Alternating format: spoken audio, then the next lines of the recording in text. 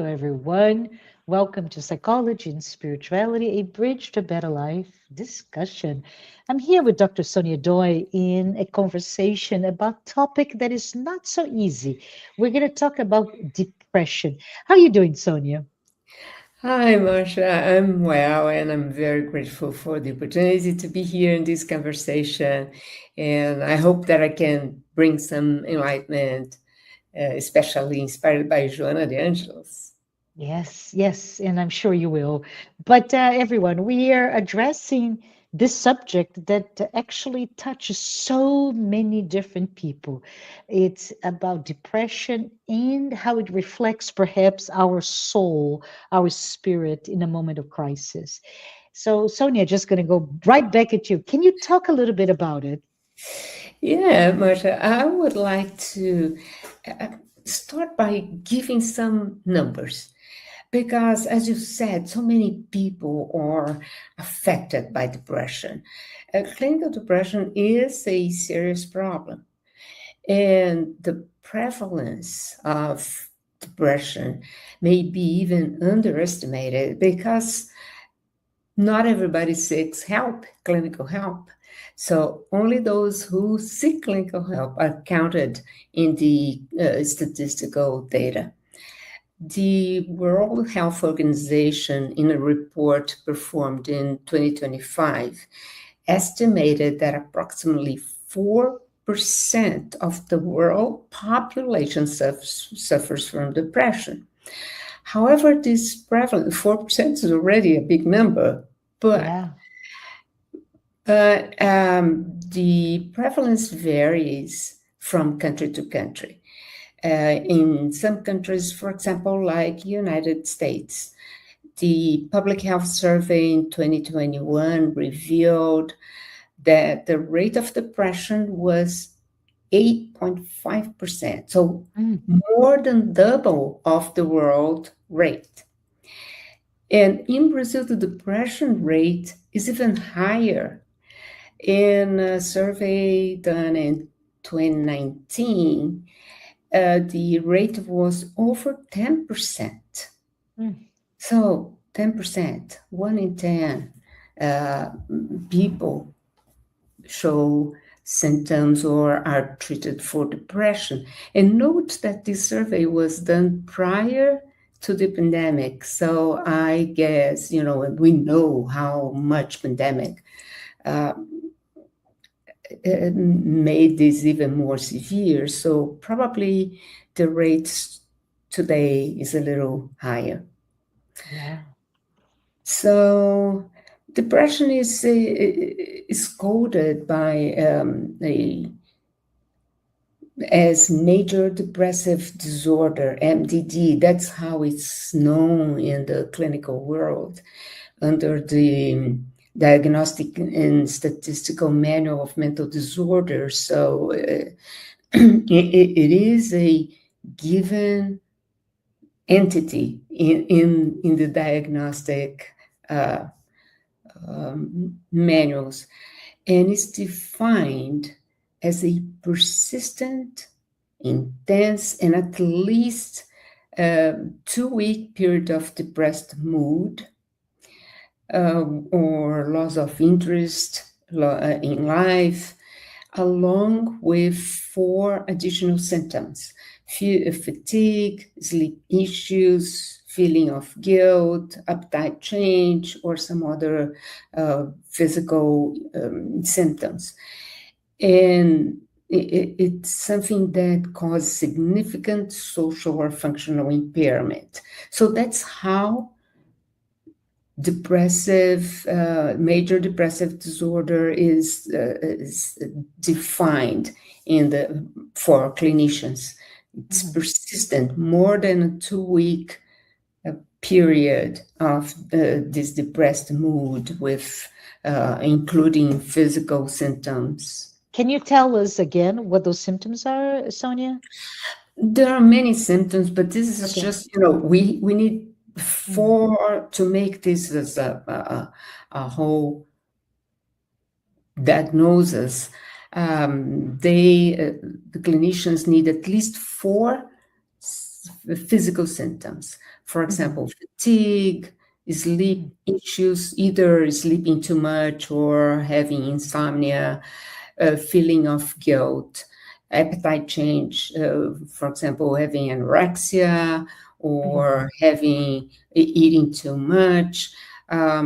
Some other symptoms of depression, for example, feeling anxious.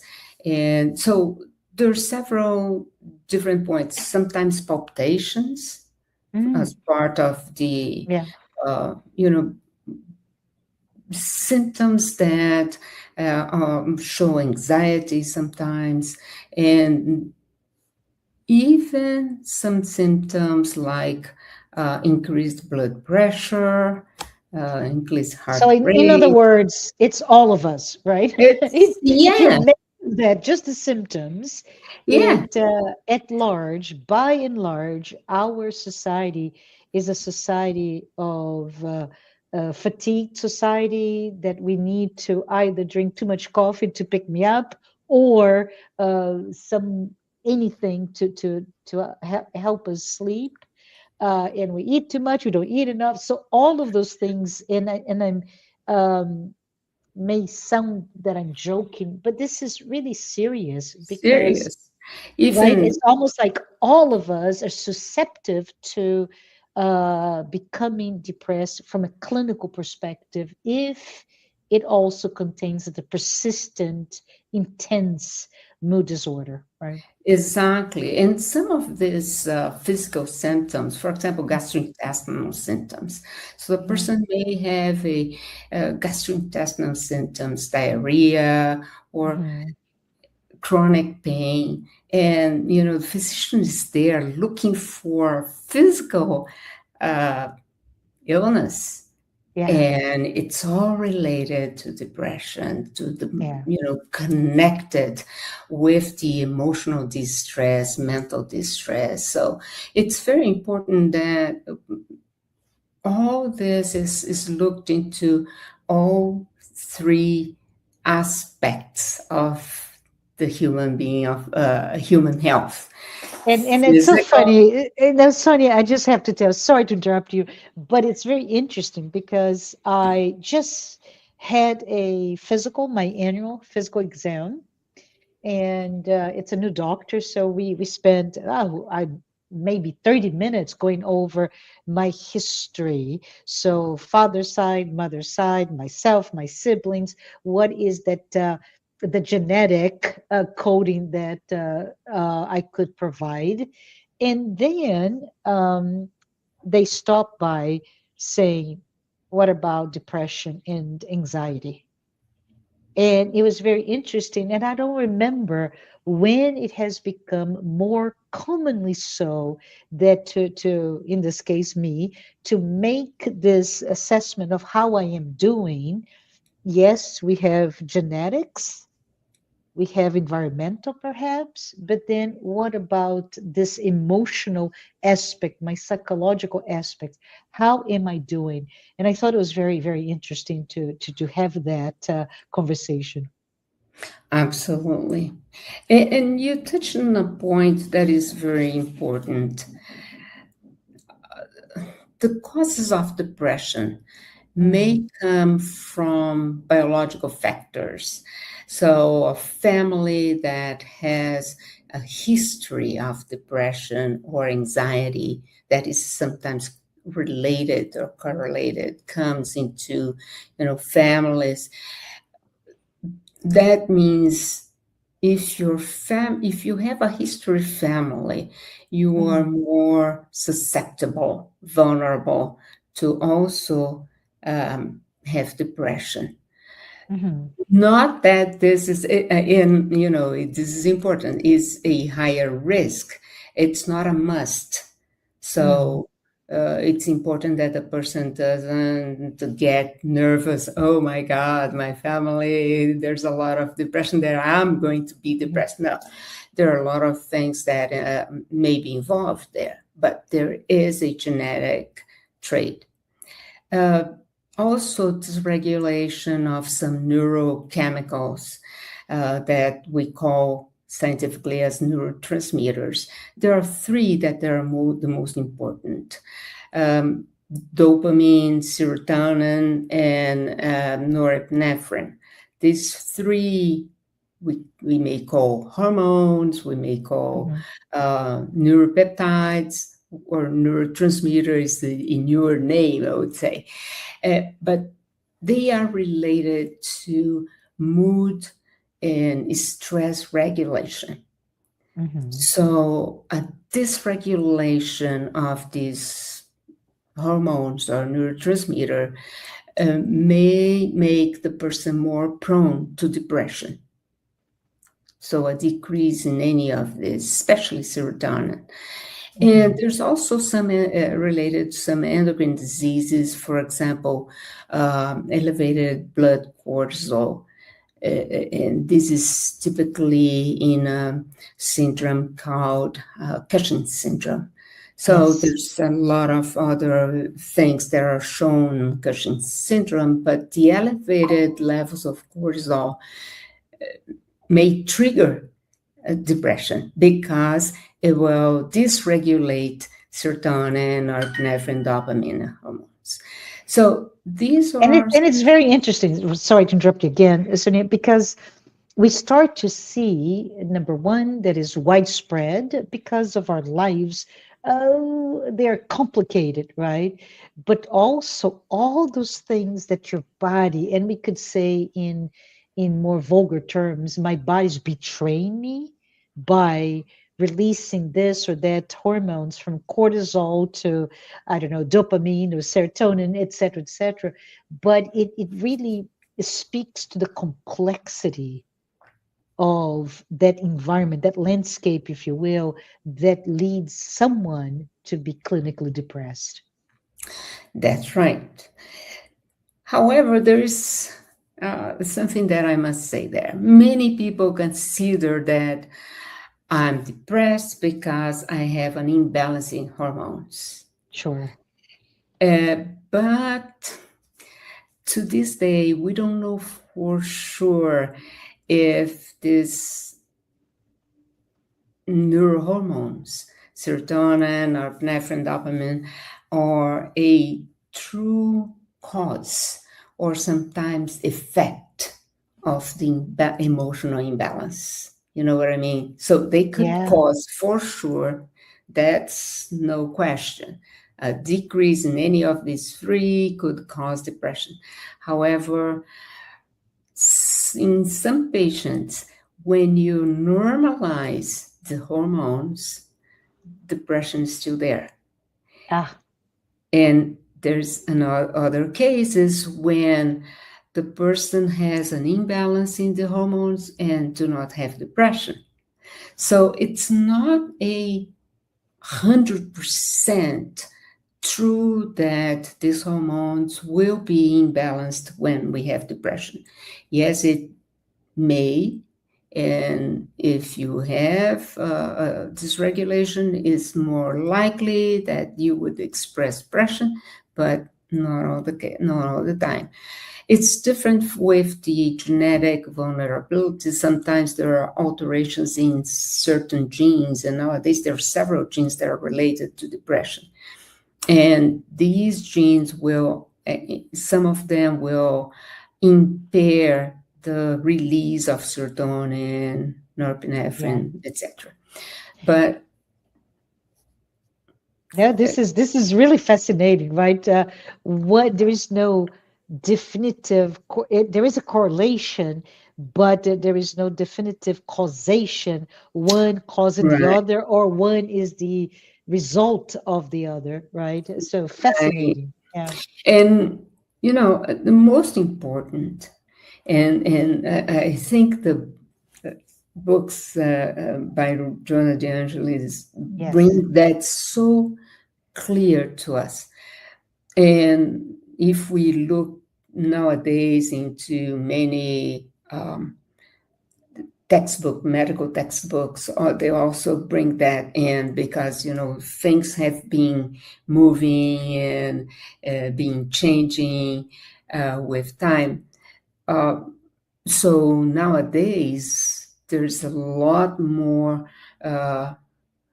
importance into the psychological effects Mhm. in our physical health. So, because of that, nowadays there's more acceptance that depression starts by emotional disturbances. If you have those hormones altered, um, you may get depression just by the alterations. But if you all your hormones are absolutely normal, you may still have depression because there are several non-biological factors that may induce depression. Yeah, can we So, talk a little bit about those I would say, dimensional aspects of depression when you have a chance? I think would be mm, good for us to see. Not, it's not just purely chemical, right? it's What is it that leads us, if you will, to a state of depression when we really need help, and how to recognize those? uh, I would like to start by what Joanna de Ângelis says. Okay. She considers that depression is affects the physical, the mental or emotional, and spiritual dimensions of health. So we're going to be talking a little bit about all this, but in the clinical field, they there's a list of some of these non-biological factors that contribute to depression. For example, uh, identity or existential conflicts, previous emotional traumas, Hmm. um, early life neglect, abuse, and we also consider, a neglect that starts during pregnancy. Oh, And you wow. think, Yeah. how does that happen? Well, we in Spiritism know that the spirit is already there, right? And it can kind of perceive that. Can I say something that it just brought to me this oh my goodness, this was a small little article, and I don't even know the validity if it's good, bad, or even just completely wrong. But it made me think of it, Sonia. It was so when I was pregnant, it was very interesting because I did not have a once, not even once, the feeling of nausea or morning sickness, etc. So I mentioned to a friend who was very pregnant, and she was like, "Oh my gosh, you're so lucky. This is so rare." So, anyways, and then I came across this little article that talked about. It's a spiritist article, by the way, that talked about that those of us that go through a lot of morning sickness, it is a telltale that my spirit and that spirit inside of me are already having issues kind of harmonizing, uh, and there's some conflict, if you will, prior to that pregnancy. That is it really requires us to be very present in embracing that state of being pregnant, of becoming, right? You're not a mother just by pregnancy, but Right. becoming a mother. And that is something that we should all look into it, as in, I welcome you, I love you, can even say out loud, etc., etc. But I don't know if you heard anything about it. And when you say it comes before the pregnancy, we, from a spiritual perspective, we know that, right? Exactly. We know in Spiritism that there's a lot that goes on before, even before one gets pregnant, right? Yeah. The acceptance of that spirit that's gonna come through, and during pregnancy. So if there is like a um, harmony between the spirits, the mother and the child, and the father also. Everything should go more smoothly. And there's a book. I cannot remember now its exactly name, but I have the book by Dr. Chamberlain. He's a psychologist, and he dedicated a lot of studies to the unborn child. Of course, he doesn't talk much about it. He mentions the spirit, but he says in not exactly as we spiritists. But anyways, he has a lot of research that was done, and psychotherapy of, for example, an adult or adolescent that goes back into regression and starts to report things that happened during pregnancy and all the very aggressive environment, and all that was bottled up and was manifested when they were adults into depression or anxiety, or so.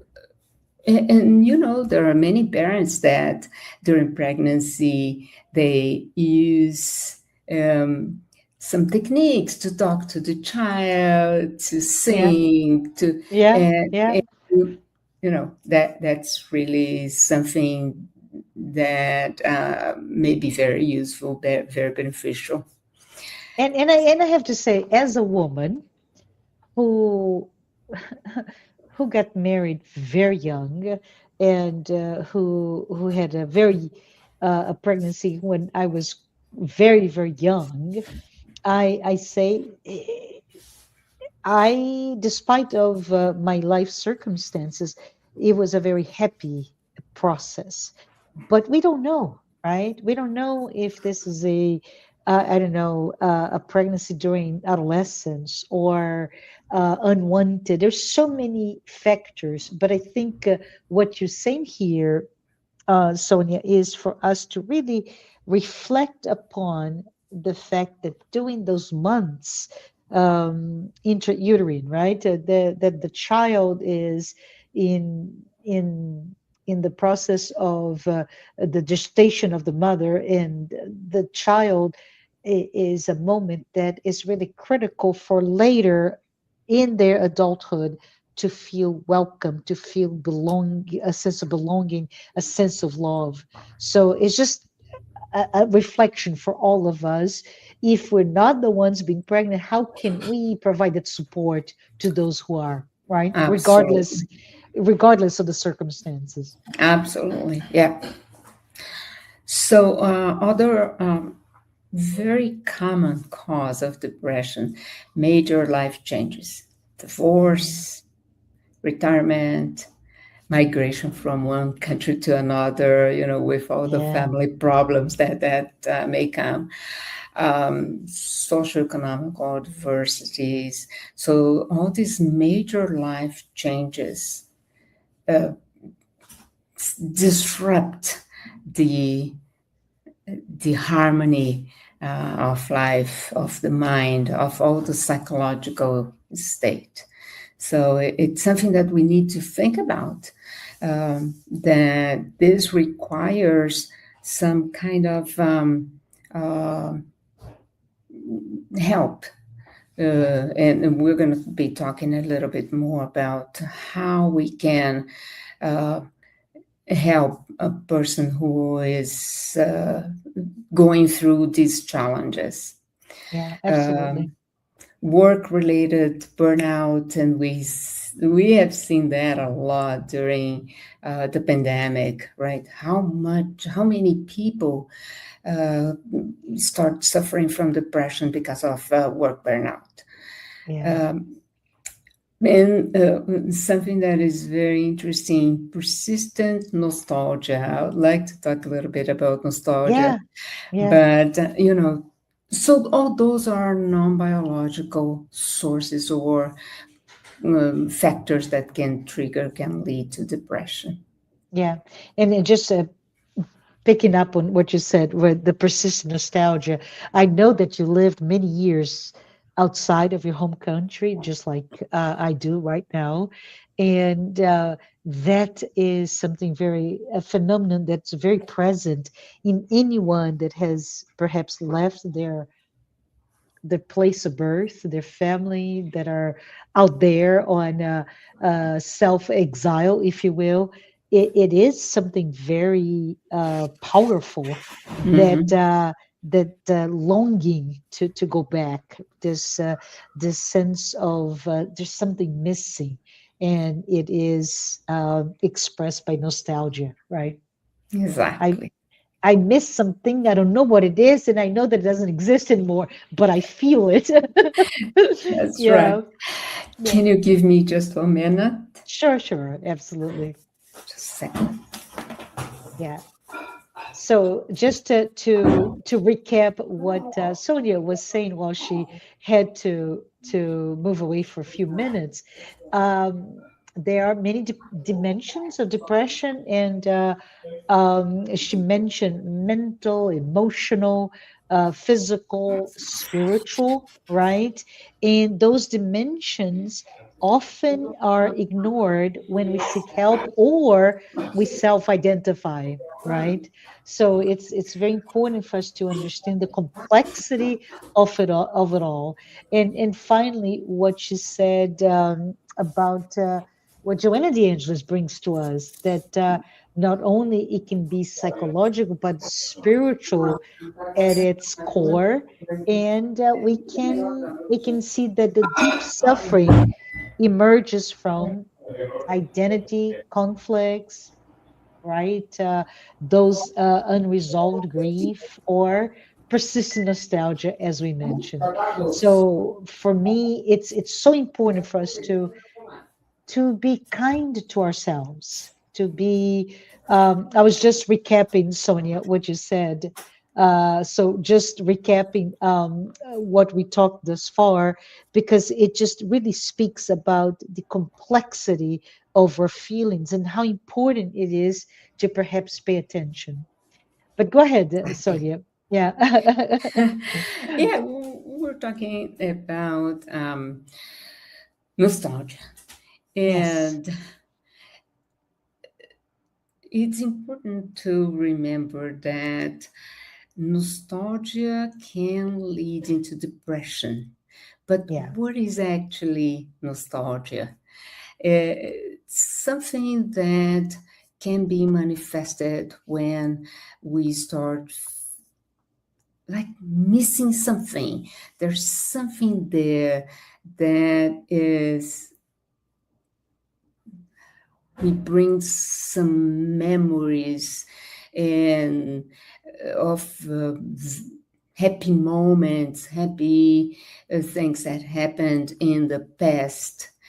Hmm. And but we cannot relieve that, we cannot go back into that. So I Yeah. may remember something that happened in my life that made me so happy, but Yeah. now I don't have that anymore. Either Yeah. it's a condition or it's some place where I used to live before, or some friends, or situations before, and now I cannot have that.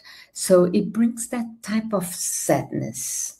Yeah. Um, and if that may be okay, that may be, something that any of us could have, and is even healthy. It's not Hmm. something bad. Yeah. But when that becomes persistent, uh, Hmm. you are sad every day, that lasts more than 2 weeks, and you are still sad, and you cannot go on with your life because that's a fixed thought, that you are missing those good moments, that you're not happy. uh, Hmm. when that persists, that may become depression. Yeah. So recollecting happy moments is normal. We all Yeah, do that, right? yeah, We yeah, all do that. And sometimes the recollections, and that's something interesting, sometimes the recollections are from this life, and sometimes you cannot point it out. I'm yeah, missing something, I don't even know what it is, but it's yeah, something that I can't, it's there, I cannot reach anymore. And that may be from a past existence. yeah. In the case of you know this, Sonia, my father-in-law is suffering senile dementia, and for the longest time, he kept going to his first real job. Now, this is a man in his 90s, right? But recollecting that moment in time that crystallized maybe the ability to he went to live in Japan, right? So uh, to move away from his home country and the sense of adventure, but he just kept going for that. That is gone now. This is a while ago, and now he moved on to his grandparents' home. Now, the Mhm. interesting thing, and he keeps saying, can we go there? Can we visit? How far is it? And he keeps going, asking the logistical details about coming to visit his grandparents' home. Interesting enough, there was a dam that was built, and the whole city is gone, right? It doesn't Oh, exist, oh, but in somebody who's going through dementia, you cannot really talk about it, but it speaks to that nostalgia, that looking for something that was there, and I can only talk about in my way that I relate to him is, let's talk about the feelings, right? Not the moment brings up a feeling that made you feel good and you want to go back to that. But I think what you said is also very true. Sometimes it's not your childhood anymore. It is something that it is um, recorded, if you will, in our memory, spiritual mhm, memory, but mhm. not consciously in this memory of this incarnation. Yeah, I have one example to that, Yeah, yeah. if I may, room to share that many of you may know. In one of his lectures that he gave in our Spiritist Center, he told us about a nostalgia that he used to feel every day at sunset. He said, Ah, every day at sunset, I could not, he would break into tears. He could oh, not help. He yeah. would break into tears looking at the sundown. And he said he was reminiscing the time when in the spirit world, in previous existences, he joined other spirits for the evening prayer, for the Vespers. And he said it was about 6 o'clock in the afternoon. The sun was coming down, and he felt that sadness, and he broke into tears. And when he was young, he could not understand why he was having that. Later Yeah, on, it was revealed to him, and that was natural form of nostalgia. That's a yeah, yeah. normal, and everyone could have something like that. Um, However, when that becomes persistent and affects your daily life, so you're not functioning anymore because you're Hmm. so sad, you're all the time thinking with having that fixed Hmm. thoughts that you're Yeah. missing something, you cannot function. So that becomes something that's not considered normal anymore, and it needs attention. It needs Hmm. our attention, right? Yeah. Mental health professionals may be able to provide the help during those moments that it's persistent, as you mentioned, but it's just disrupting our sense of being able to function in this life. Right. Right. Yeah. So that's how depression may help from all the factors that we already mentioned, listed there, Yeah. from this type of nostalgia that could be healthy, but if it's persistent, it becomes depression. So when depression uh, gets, Mm.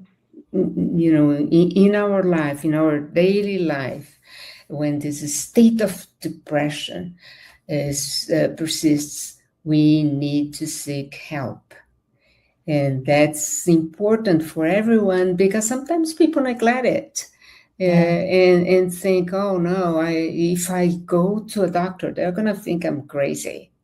Yeah. And And I there's no know judgment, right? there's There no should be no judgment. judgment whatsoever. Exactly. That's what I think people need to realize. Yeah. This is a condition that everyone um, could suffer from, Yeah. and but there's some kind of people do not want to accept it, and I have a relative who is like that. I don't want to go to a psychologist or psychiatrist because they're going to think I'm crazy. um, Taboo yeah. is still there, huh, Sonia? The taboo is still, we are unable to eradicate the taboo of seeking mental health, professional help does not mean, quote unquote, being crazy, right? Exactly. So it's important to realize, and it's important to act. Yeah. Depression is something that is telling us we need to act. We need some inner transformation. We need to modify our state of emotion, our how we react to things in life. But to do that, we first need to travel inside of us, find Yeah. out what is that's causing this, right?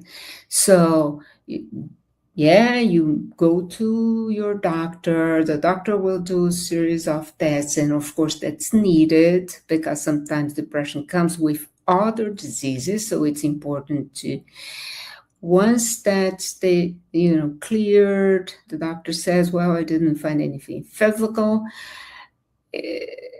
Either if they find or not, it's Yeah. important to go to travel inside and look into what is that may be causing this. And sometimes it's difficult for us to identify what is the factor that's, because sometimes a person doesn't accept that I had some problems in my work related problems with my boss or my colleagues, and that may be causing all this. Or if I have uh, a change from one country to another, I moved, Mm. and now I having to adjust. My children has to adjust in school. My wife or my husband has to adjust in their in work, and all that causes stress. And this is stress. We need to work out with this stress, but sometimes we are unable to do that alone. So it's Yeah. important to identify the factors. Yeah. Absolutely. Can we talk about faith a little bit and how it plays into uh, becoming depressed, becoming pathologically depressed, and not? Usually, a person who is depressed loses faith, in themselves, They don't trust anyone, and they lose faith in God, for example. If the person is religious, if the person is a person who used to attend, to go to church, they start going, they completely disconnect because they feel that they've been abandoned. They feel so bad and nobody's helping me. I'm completely alone here. And this loneliness is not just, it's not actually that they are lonely. They are disconnecting from their relatives, from the environment, from everyone, and That's a from good God. point. Yeah. Yeah. Yeah. I really like where you're going with that, by the way, which is loneliness is felt, but it's really not loneliness. It is disconnection. And it's such an important topic, right? It's interesting that when you talk to patients and uh, you know, you ask, for example, do you believe in God? So let's say a patient who is in a hospital, Mhm. hospitalized for cancer, for example, Sure. and they are so, feeling so bad because they already in a situation when they are very vulnerable and they are looking at maybe I'm gonna die, tomorrow or day after tomorrow, but they're seeing death very close and seeing the end of life. And at that point, some patients feel very angry. uh, in their anger is sometimes towards God. Why is God allowing this to happen to me? Yeah. Yeah. Yeah. God has abandoned me. I have prayed all my life, and now I'm here, and God's not helping me. I'm praying to be cured, and I'm still here. And that brings a like it is, the person gets so angry against God, and they completely disconnect from Yeah. church, from pastor, or the priest, or whatever is their religion. They don't want to attend any Which is part of the social network, right? In terms of yeah. the social, the network of support for that person. And when the person needs the most is when he or her cuts that possibility to provide comfort that is really needed, right? And that's why nowadays, Uh, at least in US, there's a growing movement of bringing a religious leader into the clinical setting, into the mm, clinical team, because they can help the patient and say, okay, here is another way to look into a life. This is, some consolation to the yeah, patient, yeah, and reestablishing that connection with God.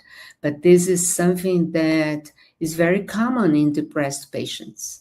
They yeah. completely lose connection, and And it's very Sonia, dangerous. yeah, it's very sorry to interrupt again, but you made me think about a book written by Lionel Corbett, and the title is Soul in Anguish, right? When he talks is exactly one of his chapters, he speaks about the role of religion when you are suffering. So it's very interesting. Yeah, Yeah. yeah. And this is disconnection from God is within the topic of spiritual suffering. Yeah. The person feels like spiritually, in their religion, in their faith, they are Hmm. abandoned, they're Yeah. alone, they're disconnected, there's no help. So in talking about this, I mean, this is a very important um, source of help for the person. Yeah. We talked about professional help. So the person needs professional help from a physician, from a therapist, psychologist, but there are other resources to help that person. So the family member or a friend can relate this person to seek, for example, other resources, like there's several holistic type of resources that they could Mm-hmm. help. Meditation, or reconnecting with their religious faith, or Mm-hmm. whatever type of faith they have. And in Spiritism, for example, we have passes, and we have ways that we can bring consolation to the person, but there's also other resources like Reiki that is used, and there's even some research that was done with Reiki and made people, helped into decrease these symptoms of depression. So there's several other meditation, music therapy. The NIH is carrying out research now for music therapy as, of course, therapy, Yeah. music as therapy, for several problems. And of course, for mental disorders, music therapy is very, very interesting, because it really makes a connection with emotional, Yeah. uh, with the emotion, with some feelings, with memories for these patients. Art therapy sometimes, and meditation. There varieties, I would say, the modalities. The most used nowadays is mindfulness, but Yeah. so there's several ways that we can actually direct the patients to look to seek help. But Absolutely. Yeah. So, Sonia, I just see that we are getting close to our time to end. So this is, I always am amazed how wonderful it is to talk, and time goes by, right? But I wanted to know, maybe not only you spoke about some strategies to help us, but how can we distinguish between maybe my clinical depression from my soul going through some existential crisis? Do you see those that there are factors that can help me distinguish, therefore understand how to better seek help? um, the soul crisis Mm-hmm. usually has a psychological, emotional components. Okay. And that starts with what we call nostalgia, with some problems that I have to deal with in my life, being stress from work, or from my connection with God. Or so there are psychological problems Mm-hmm. that may start affecting me slowly and growing into a crisis when Mm-hmm. I cannot find solution anymore. So I start with an existential um, identity. For example, I cannot understand why I'm here, why who I am anymore. It's not exactly, I don't find myself into the my groups anymore. I don't Yeah. connect. I don't recognize myself. And this might happen in periods. So if the period is small, and then because I was so stressful that, I had that, but then it resolved. It's okay. It becomes a crisis when it gets persistent. And then Yeah. sometimes it starts with one element, Yeah. and there's an addition of others. So True. it started with a burnout, and now I'm feeling isolated, and now I don't trust anyone, and now I don't trust God. So things start to grow into that psychological, emotional dimension. And this characterizes soul crisis, a spiritual crisis. However, it's when that becomes persistent, it starts to affect my physical health, my Yeah. social connections, and that is when it becomes depression. Yeah. So Absolutely. one Yeah. thing, uh, all these disturbances, emotional problems, emotional distress, if I may evolve into a crisis and may evolve into depression. So there are different stages that may get worse and worse and worse. Yeah.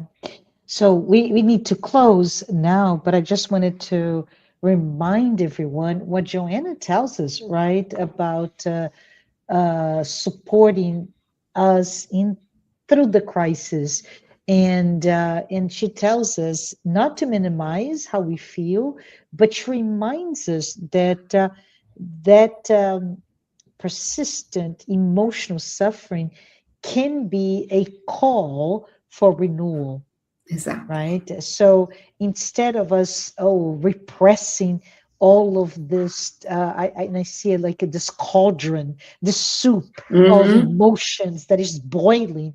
Instead of us like, no, no, no, I don't want to see it. According to Joanna, she invites us to actually look at it, because maybe it is exactly what our souls are asking us to look at it and do something different, right? So you mentioned um, active inner work, right, to confront the conflicts and really be part of your own healing.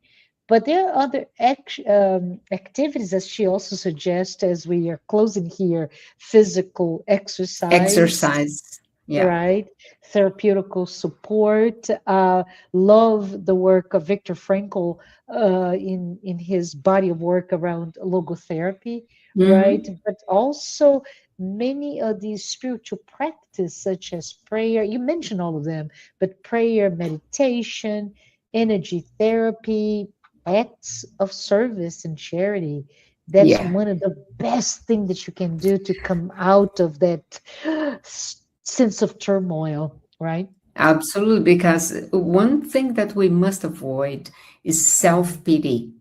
Yeah, So we have yeah, to get out of ourselves, to be active, get out of ourselves, not just waiting for people to help us, but we have to help ourselves, get yeah, out of that system, and not seeing depression as punishment, but yeah, see that as a need to go inside and to renew ourselves. yeah, So, yeah, not feeling that, not allowing self pity. yeah, yeah. So my final words as we say goodbye today is for all of us, for you, Sonia, for me, for all of us who are here today, is that this moment of crisis, this moment of soul crisis, can be indeed mm, a doorway, if you will, to transformation. But if we decide to ignore, to neglect, it may veer toward illness. So, our invitation today is for all of us, if we are struggling, let us give ourselves the opportunity to seek, or the advice, the strong advice to seek help, right? Professional help, spiritual help, human connection, because none of us are insignificant. Everything, every one of us, everything we do is not, I'll say, useless.